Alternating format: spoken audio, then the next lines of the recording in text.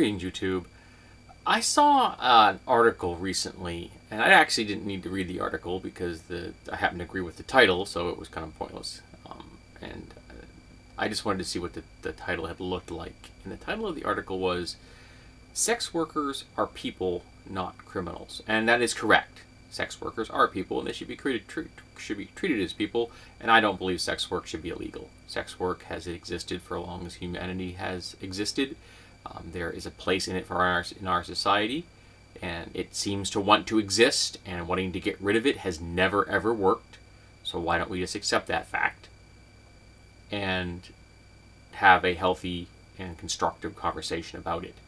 And if you are opposed to sex work, the first thing you shouldn't be doing is giving sex workers lifelong criminal records that will haunt them forever and prevent them from actually having non-sex work jobs.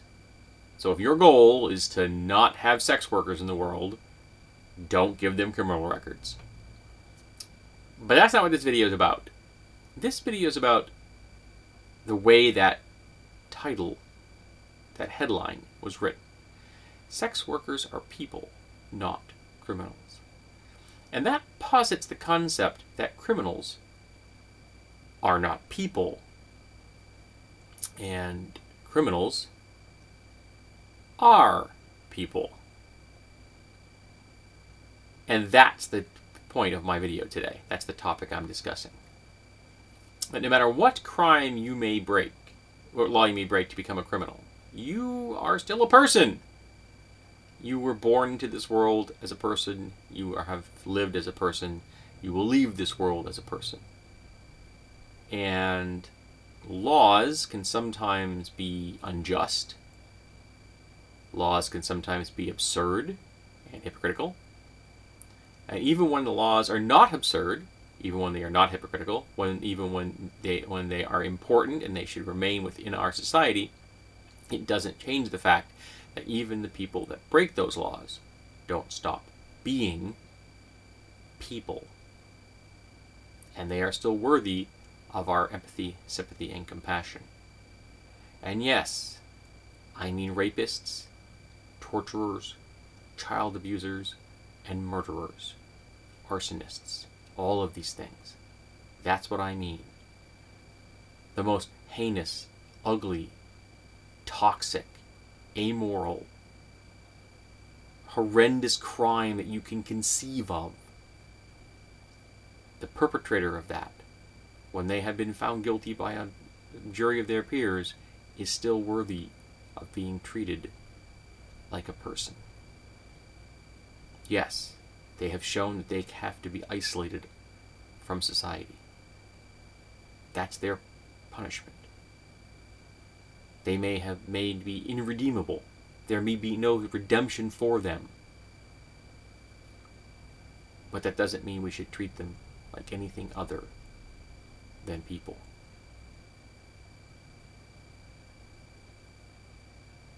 How we treat those with no power is a measure of society's worth. Children, disabled, and criminals are all people with no political power. How we treat them is a measure of our worth. And if we don't treat them justly, fairly, with empathy, sympathy, and compassion, that is showing that we are admitting our failings. We are revealing our failings. And we need to not do that. We need to make sure that they are housed in reasonable accommodations, clean, healthy environments with the proper medical care and proper food. Where they are not being thrown into indentured servitude or slavery. When they are not being used to generate profits. No prison system in the world should be profit generated. None. They should all be controlled by the public and paid for with the public trust. One of the most important things any politician in the world could do would be to outlaw for-profit prisons. Completely. Obliterate them. Make the very concept of a for-profit prison illegal. That would be a major step in the right direction. I realize that to some people this is a very foreign concept and something that they would never agree with. Because there are a lot of people in the world that want revenge. They want vengeance. I don't want revenge. I don't want vengeance. I know what the desire for that can do to you, how it can eat you up inside and make you not the person you want to be. It can consume you. It is a cancer. There's an old saying that if you're going after vengeance, dig 2 graves. One for your victim and one for yourself.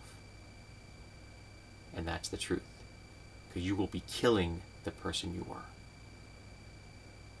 Even if you keep breathing, that person's gone. We need to treat prisoners, criminals, with justice, with empathy, sympathy, and compassion. We need to be better than the criminals.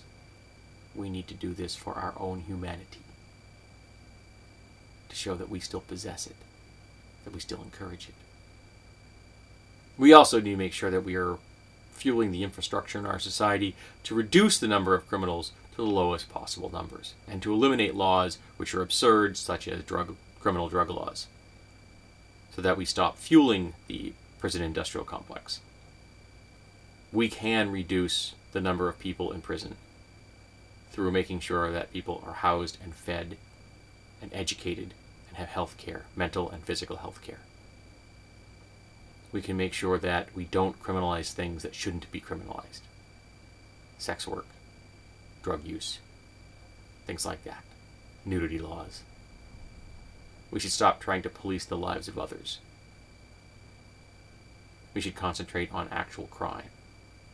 Crime against property, crimes against people, crimes against humanity. These are the things that we need to be working on. We don't need to be nitpicking at each other over pointless things that just throw innocent individuals into a prison system that makes them worse and spews them out as career criminals because there's nothing else they can do. So tell me, what are your thoughts on reforming our prison system? I'd be interested in hearing them. But please, try to keep your "we need to send people to prison forever" or "we need to execute people who I don't like" comments out of this video. I don't want to hear them. I'm opposed to execution. I always have been. Well, let me put it this way. I have been, and once I stopped being a conservative. Since I stopped that, I've been opposed to executions.